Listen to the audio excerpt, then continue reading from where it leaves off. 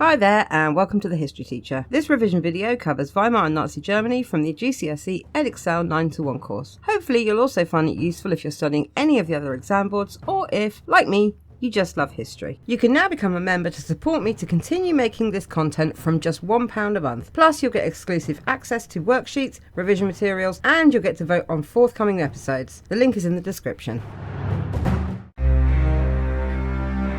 Hi there guys, today we're going to be looking at the causes, events and consequences of the Munich Putsch. There's a lot to get through, so let's get started. In November 1923, Hitler and other Nazis took part in the Munich Putsch. The event had been building up for some time, so let's start by looking at the causes. The long-term causes were covered in my previous videos. Hitler 100% believed in the stab in the back myth. He believed that Germany had been betrayed by the November criminals when they signed the armistice, and he had liked being in the army and felt lost when the war ended. Additionally, there had been an increase in support for extreme parties such as the NSDAP and the Communists, as was shown in the Spartacist uprising and the Cat Putsch. In Munich, many of the politicians were against the Weimar Republic and had allowed the NSDAP and particularly the SA to carry out their activities largely undisturbed. In the medium term, there had been a fascist uprising in Italy in 1922, led by Mussolini. This gave Hitler confidence that the ideas of the far right would be welcomed in Germany. Finally, in the short term, the events of 1923, including the invasion of the Ruhr and hyperinflation, had led to increased support for extreme parties. Many believed that the Weimar Republic could not run the country effectively. This gave Hitler further belief that the time for his right-wing fascist ideals had come. So, on the evening of the 8th of November 1923, Hitler crashed the meeting of some Bavarian government leaders in the Bürgerbrau Keller, a beer hall in Munich. He shot a pistol into the air and announced he was taking over the state of Bavaria, and from there would take over the Weimar Republic. He was accompanied by General Ludendorff, who declared that he would become the head of the German army. The leader of the state government, Gustav von Kahr, was present, along with the head of the Bavarian police, Hans Ritter von Seisser, and the head of the Bavarian German army,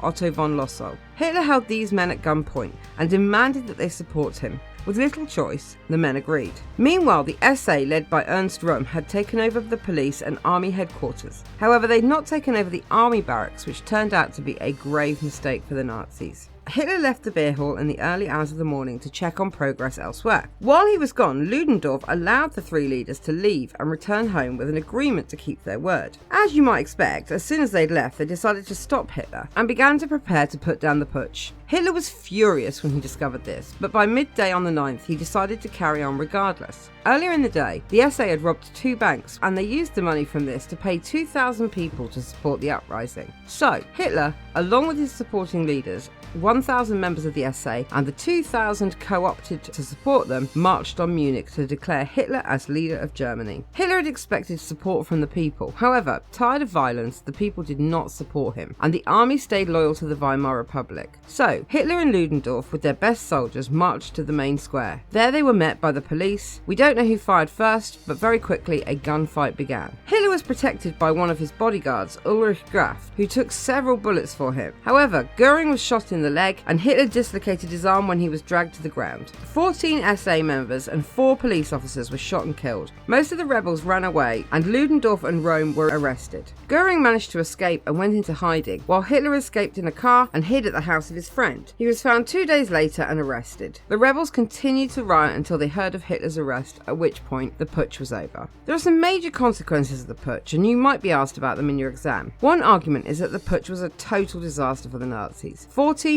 SA soldiers had been killed, and Hitler, Ludendorff and other leading Nazis had been arrested. All of those arrested were put on trial. Hitler and 3 others were found guilty of treason and sentenced to prison. Ludendorff was acquitted, mainly due to his position and the friendliness of the judge, and the NSDAP was banned. This certainly looks like a disaster, but in the longer term, the putsch has lasting effects for the Nazis. Hitler used his time in prison to develop the party and to plan the next steps. I'm going to go into this in detail in my next video, but for now, that is everything you need to know about the Munich Putsch, its causes, events, and short-term consequences. Now for a quick word from my other half, and I will see you next time. History teacher's SO here. She's given up work and is living off her savings to make these videos full time. Unfortunately, savings don't last forever, so we're asking for your help. If you can spare any money to help her keep making these videos, please visit the Buy Me a Coffee link in the description and give what you can. That said, we know these are difficult times. You might not have any money to spare, but you can still help. Like, comment, and subscribe for the algorithm, but also spread the word. Tell your friends, colleagues, and anyone you think might be interested. Thanks.